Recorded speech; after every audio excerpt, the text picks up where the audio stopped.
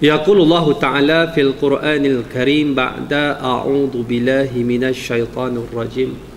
Wa ma Muhammadun illa rasul qad khalat min qablihi ar-rusul afa in mata aw qutila qalabtum ala a'qabikum wa man yanqalib ala aqibaihi fala yadurrallaha syai'a wa sayazillahu syakirin. Sadaqallahul azim. Tidaklah Muhammad itu melainkan seorang rasul, dan telah datang sebelum daripada Muhammad rasul-rasul. Apakah sekiranya dia mati ataupun dibunuh, kamu berpaling daripada agama ini? Dan barang siapa yang berpaling daripada Islam tidak akan memberi mudarat kepada Allah Subhanahu wa ta'ala barang sedikit pun, dan Allah akan memberikan ganjaran kepada orang-orang yang bersyukur. Yang saya hormati Tuan Imam, Tuan Bilal, seluruh barisan kepimpinan masjid, tuan-tuan, puan-puan, para ustaz, alim ulama, muslimin muslimat yang dirahmati oleh Allah Subhanahu wa ta'ala. Assalamualaikum warahmatullahi wabarakatuh. Menyambung perbincangan kita dalam bab yang ke-11, iaitu dalam membincangkan tajuk taat dan mahabbah kepada Allah Subhanahu wa ta'ala dan Rasulnya. Muka surat 43. Firman Allah Subhanahu wa ta'ala, Qul in kuntum tuhibbunallaha fattabi'uni yuhibbukumullah wa yaghfir lakum dhunubakum wallahu ghafurur rahim. Sadaqallahul azim. Surah Al-Imran ayat 31. Katakanlah, jika kamu menyintai Allah, maka ikutlah aku, nescaya Allah akan mengasihimu. Dalam ayat yang biasa kita dengar, surah Al-Imran ayat 31 ini menceritakan kasih sayang kepada Allah, menceritakan kasih sayang kepada Rasulullah. Dua keadaan ini terikat dalam satu ayat, saling ikat, mengikat antara satu sama lain. Yang ketiganya, ayat ini juga menceritakan bagaimana kita boleh meraih kasih sayang Allah Subhanahu wa ta'ala.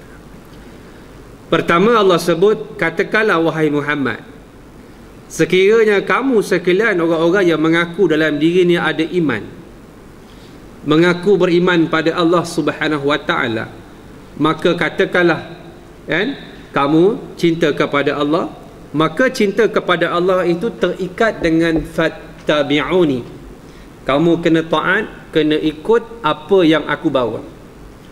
Maka dijelaskan dalam ayat yang lain, antaranya kita pergi kepada ayat dalam suratul Hasyr, ayat pengusiran, ayat pengusiran dalam ayat yang ke-7. Apa yang disimpulkan sebagai syariat? Wama atakumullah, wama atakumur rasul fakhuzu, wama nahakum anhu fantahu. Apa-apa yang dibawa oleh Nabi, kamu ambillah. Fakhuzu ni dengan fi'il amar, perintah. Wa ma nahakum anhu fantahu. Apa-apa yang dilarang, yang dicegah oleh Nabi daripada kamu melakukan, fantahu, kamu kena tinggalkan. Maknanya asas dalam syariat ini dua perkara. Pertama yang disuruh, yang kedua yang dilarang. Dua perkara ini sebagai asas dalam syariat yang kita sebut, apa yang dikatakan cinta dan kasih kepada Allah Subhanahu wa ta'ala itu terikat dengan ketaatan kepada Rasulullah sallallahu alaihi wasallam. Natijahnya yuhibbukumullah, Allah akan kasih pada kamu. Bila kita kasih pada Allah, Allah jawab kasih kita. Apabila kita kasih pada manusia, belum tentu manusia akan balas kasih kita. Belum tentu manusia akan membalas kasih dan cinta kita kepadanya, yang kita panggil SS, syok sendiri. Yang keduanya, hebatnya ialah Allah akan mengampuni dosa kamu, wa yaghfir lakum dhunubakum. Dan bagaimana kita nak melihat kasih sayang Allah itu berbalas? Tengok dalam batang tubuh kita. Apa-apa saja yang dibawa namanya syariat, bagaimana pengolahan, pelaksanaan, persembahan kita dalam meyakini apa-apa yang dibawa oleh Islam itu dalam kehidupan kita, baik sekecil perkara sehinggalah sebesar-besar perkara. Inilah yang dinamakan ad-din. Sebab itu kalau kita rujuk dalam kitab yang dipanggil Al-Fiqh Al-Akbar, bila sebut Al-Fiqh Al-Akbar, kita akan faham bahawa dalam mazhab Abu Hanifah, mazhab Hanafi, ini kitab tauhid yang terkenal. Kalau fiqh yang membincangkan masalah solat, masalah puasa, zakat, haji, dipanggil Al-Fiqh Al-Asghar, fiqh yang kecil. Tetapi dalam tauhid dipanggil Al-Fiqh Al-Akbar, fiqh yang besar, kerana membincangkan masalah mentauhidkan diri kepada Allah Subhanahu wa taala. Apa yang disebutkan oleh Imam Abu Hanifah? Imam Abu Hanifah menyebut, dia kata wal islamu huwa taslimu wal inqiyadu li awamirillahi ta'ala, famin tariqil lughati farqun bainal imani wal islam, walakin la yakunu imanun bila islamin, wala yujadul islamu bila imanin, wahuma kana az-zuhru ma'al batni, wa dinu ismun waqi'un alal imani wal islam wasyara'i kulliha. Ini yang disebut oleh Imam Abu Hanifah. Yang dikatakan Islam itu ialah at-taslim, penyerahan, dan wal inqiyadu, ketundukan, dan saling ikat mengikat, dan tak boleh berpisah, li awamirillahi, di atas titah perintah Allah Subhanahu wa taala. Dari pandangan bahasa, famin tariqil lughati, pada pandangan bahasa di antara Islam dan iman, farqun, ada perbezaan. Adapun la yakunu imanun bila Islam, tidak sahnya iman seseorang itu melainkan dengan Islam, dan tidak ada Islam melainkan dengan iman, maka dia saling ikat mengikat antara satu sama lain. Boleh kita kata, ustaz, saya bukan tengok perempuan tu berenang, saya tengok renangan dia je, renangan dia, boleh? Tak boleh, tuan-tuan. Sebab renangan itu movement dia terikat pada wanita tu tadi. Saya bukan tengok perempuan tu menari, ustaz, tapi saya tengok tariannya, kan pening kepala tu.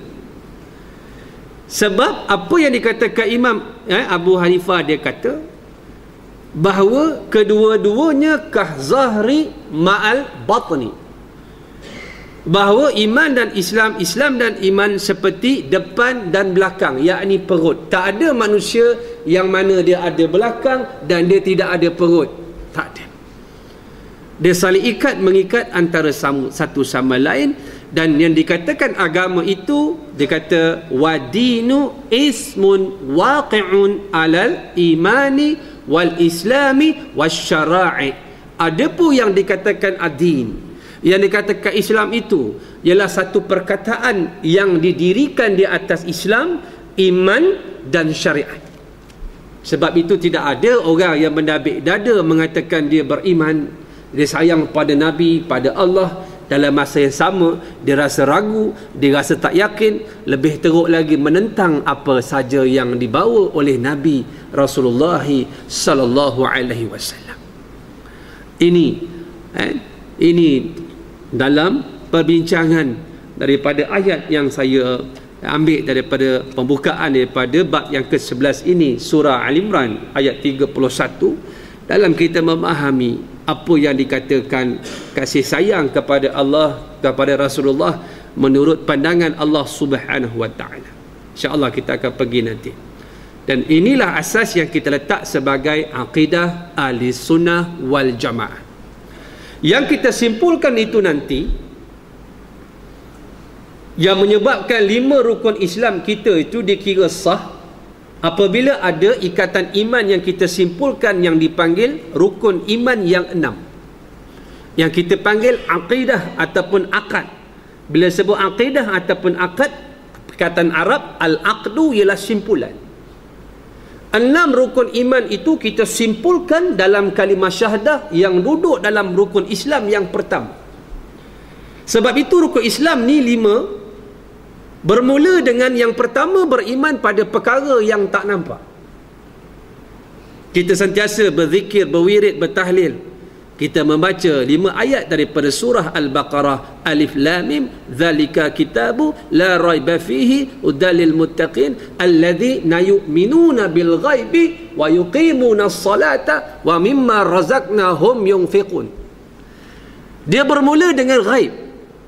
Beriman pada Allah tak nampak, beriman pada malaikat tak nampak, beriman syurga neraka pahala dosa tak nampak, beriman pada nabi-nabi yang rasul-rasul alaihi wassalatu wassalam yang dulunya nampak depan batang tubuh sahabat pada umat dia, hari ini ghaib kita tak nampak. 1400 tahun yang lalu nabi tinggalkan kita masih lagi beriman. Kita simpulkan yang kita panggil ikatan ini, yang kita panggil aqidah. Setelah beriman pada perkara yang ghaib ini, barulah wa yuqimuna as-salata, mendirikan solat yang nampak. Wa mimma razaqnahum yunfiqun, dan dia infakkan harta dia, baik bernama zakat, baik bernama sedekah yang sunat. Dia infakkan merupakan sebahagian dari perkara yang zahir, akibat daripada yang kita pancangkan daripada akidah, yang kita panggil akidah, yang mana kita sandarkan kepada Al-Quran dan Sunnah. Ini yang pertama, Ahlus Sunnah. Yang kedua, wal jamaah. Yang kata jemaah itu yang diijma'kan oleh para sahabat, yang kita terima pakai sampai hari ini. Tidak ada keraguan di dalamnya, diterima kepada kita pada hari ini. Sebab itu asas, tuan-tuan, kalau kita kaji agama-agama dunia, baik namanya Buddhism, baik nama Christianity, baik nama Judaism, Yahudi baik, Kristian baik, Hindu baik, dia ada satu benda yang sama. Baik agama itu agama samawi, maknanya datang dia ada kitab. Agama Yahudi dia ada kitab asal dia Taurat. Christianity dia ada kitab asal nama dia ialah Injil.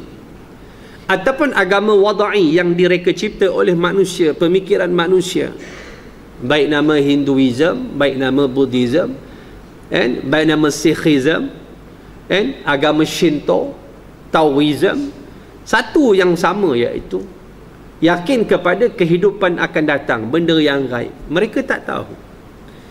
Cuma berbeza apa benda yang dikatakan hari kemudian itu, berbeza. Menyebabkan keyakinan pada masa akan datang, menyebabkan kita yang duduk di atas planet bernama bumi sekarang akan cuba mempersembahkan amalan kita mengikut pandangan agama masing-masing untuk meraih kehidupan yang baik pada akan datang, baik namanya samsara, baik namanya nirwana, baik namanya karma, baik namanya akhirat, baik namanya hari kebangkitan, baik namanya ialah Armageddon dan sebagainya. Semuanya itu ialah sebagai pancangan keyakinan kita. Termasuklah pada tahun lepas 2012, mereka menganggap bahawa 2012 berlaku kiamat. Tak kiamat juga. Nak ceritanya menyebabkan kerja buat kita menjadi baik. Cuma pandangan baik dan buruk kembali kepada Islam, balik kepada wahyu, balik kepada agama lain menurut pandangan akal manusia, nafsu semata-mata. Itu perbezaan. Ketahuilah bahawa mahabbah seseorang hamba kepada Allah Subhanahu wa taala dan rasulnya berarti ketaatan dan kepatuhan kepada Allah Subhanahu wa taala dan rasulnya. Adapun mahabbah Allah kepada hamba adalah pemberian nikmatnya kepada hamba itu berupa ampunan. Yang disebut ayat tadi, di hujung Allah sebut wa yaghfir lakum dzunubakum, wa yaghfir lakum dzunubakum. Di atas kehebatan kasih sayang rahmat Allah, Allah berikan keampunan. Itu kita ulang setiap Ramadan. Allahumma innaka afuwun karimun tuhibbul afwa fa'fu anna. Wahai Allah, engkau itu maha pengampun, engkau suka cinta kasih pada pengampunan, ampunkan kami. Kita ulang balik, Allahumma inna nas'aluka. Bila kita beri salam, Allahumma inna nas'aluka ridhaka wal jannah wa na'udzubika min sakhatika wan nar. Wahai Allah, kami pohonkan daripadamu pertama redha, kedua ialah ialah syurga. Redha ni mari dengan pengampunan. Bila tanda Allah redha pada hamba-Nya, dia akan berikan keampunan. Keampunan ini yang kita sedang cuba meraih simpati Allah. Mana di antara amalan kita yang kot-kot boleh menyebabkan Allah memberikan simpati dia kepada kita? Mungkin pada solatnya, mungkin pada puasanya, mungkin pada jihadnya, mungkin pada sedekahnya. Kita tidak tahu. Kadang-kadang yang berkat yang di mesin, kadang-kadang yang seposin, akibat daripada keikhlasan yang begitu baik ketika itu, penyerahan kita kepada Allah sangat bulat dan kuat. Dan ini yang disebutkan oleh Imam Al-Ghazali. Dikatakan bahawa jika seseorang hamba tahu bahawa kesempurnaan hakiki hanyalah milik Allah dan setiap kesempurnaan yang dia lihat dari dirinya atau dari orang lain adalah dari berkat pertolongan Allah Subhanahu wa taala, tentu cintanya hanyalah untuk Allah Subhanahu wa taala. Kalau kita pandang apa yang ada dalam diri kita semua merupakan kurniaan Allah, itu yang kita sebut kan, orang yang bahagia kan, membetulkan persepsi cara fikir kita. Yang dikatakan bahagia itu kaya. Tapi Nabi membawa satu persepsi lain, yang dikatakan bahagia itu bila jiwanya kaya. Apa yang datang daripada Allah semuanya hebat belaka. Bila dia tengok orang lebih, dia tak rasa cemburu. Bila Allah bagi dia sedikit, dia merasa cukup. Ada sifat qanaah, ada sifat bersyukur, ada sifat bersabar, ada sifat bertawakal. Saling ikat mengikat antara satu sama lain dalam membentuk hati itu menjadi rasa hamba yang sangat bersyukur kepada Allah Subhanahu wa taala. Hidup biasa je. Motor pun kat cai. Starter motor dalam bakul tuan-tuan. Tengok muka je rasa nak belanja, tengok muka rasa nak belanja, tengok muka rasa nak belanja. Mari makan. Dah ustaz, orang tadi dah belanja dah kenyang ni. Dia tak rasa orang tu kaya satu masalah bagi dia. Dia tak rasa dia tu susah pada pandangan orang lah. Satu masalah bagi dia tak ada. Ini yang disebutkan orang yang diberikan oleh Allah. Apa saja yang datang daripada Allah semuanya indah belaka. Kita bila mari satu musibah kita rasa tak baik. Kenapa tak baik? Pada pandangan kita. Pada pandangan Allah baik belaka. Cuma kita tidak tahu hakikat yang tersurat dan tersirat. Semua itu urusan Allah Subhanahu wa taala, bukan urusan makhluk yang cuba bertanya, mempertikaikan kerja Allah Subhanahu wa taala. Itu kerja dia. Apalagi katanya, dia taat kepadanya dan suka sesuatu yang mendekatkan dia kepadanya. Apa saja kerja yang mendekatkan kepada Tuhan dia akan buat, kerana kasih sayang itu mendahului segala-galanya. Kan? Wa minan nasi may yashri nafsahu ibtigha'a mardatillah. Di kalangan manusia itu ada orang yang sanggup mengorbankan dirinya mencari keredaan Tuhan. Ayat ini turun kepada Sayyidina Ali karamallahu wajhah. Dia baring di atas pembaringan Nabi pada malam Nabi berhijrah. Dia menyerahkan tengkuknya untuk disembelih oleh kafir Quraisy kerana sayang kasih kepada Nabi. Umur yang masih muda, anak muda belum kahwin. Kok dia kata, ya Rasulullah, kerja ni berat ni, carilah sahabat yang dah tua. Ya Rasulullah, aku belum kahwin, carilah sahabat yang dah kahwin. Ya Rasulullah, aku ni rasa berat benda ni, aku istiqarah dulu kah? Tak ada istiqarah. Dia baring tuan-tuan seperti baringnya mayat. Nak jadi apa? Jadilah, yang penting Nabi selamat malam itu. Allah turunkan kepada Sayyidina Ali karamallahu wajhah.